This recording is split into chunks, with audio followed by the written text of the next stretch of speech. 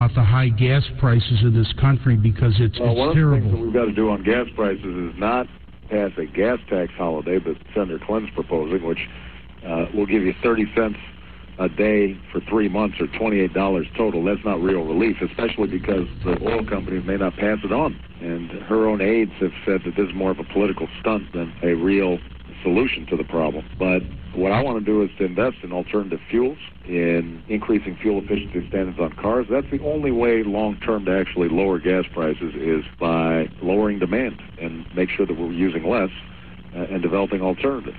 In the short term, I want to provide a middle-class tax cut to families so that they can offset their payroll tax by as much as $1,000 per family per year.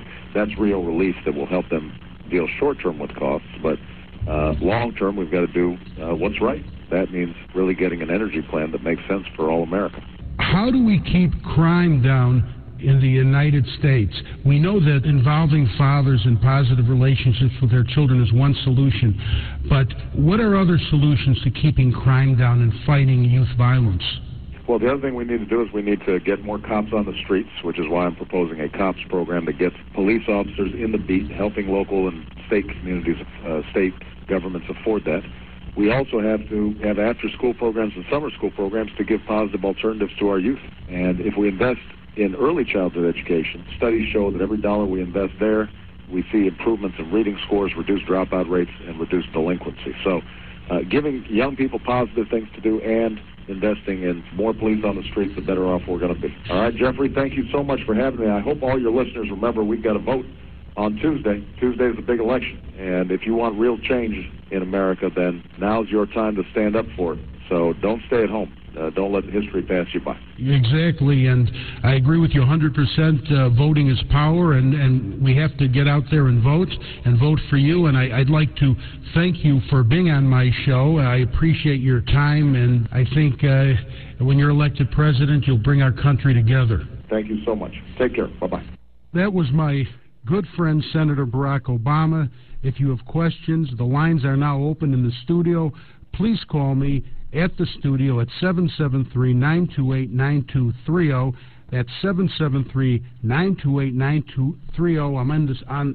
I'm in the studio now, and we'll get you right on the air. And if anybody wants a copy of a free Father's Rights brochure, call me. I'll send it to you for free, 312-807-3990. And our first caller, you're on the air.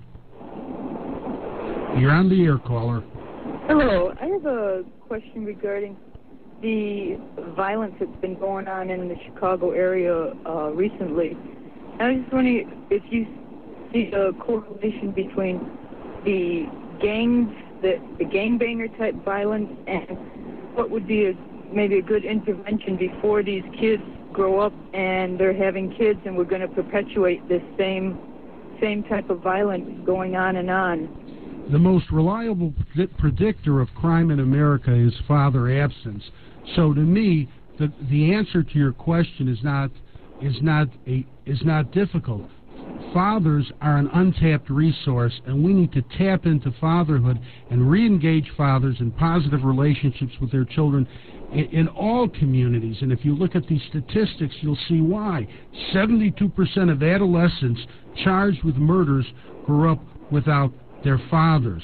Fatherless children are 11 times more likely than our children from intact families to exhibit violent behavior. So we know if we want to stop gang violence, we want to keep children from gravitating toward gang leaders because they don't have biological fathers to gravitate to, and we want to correct this problem. The best way to do it is to support positive father involvement.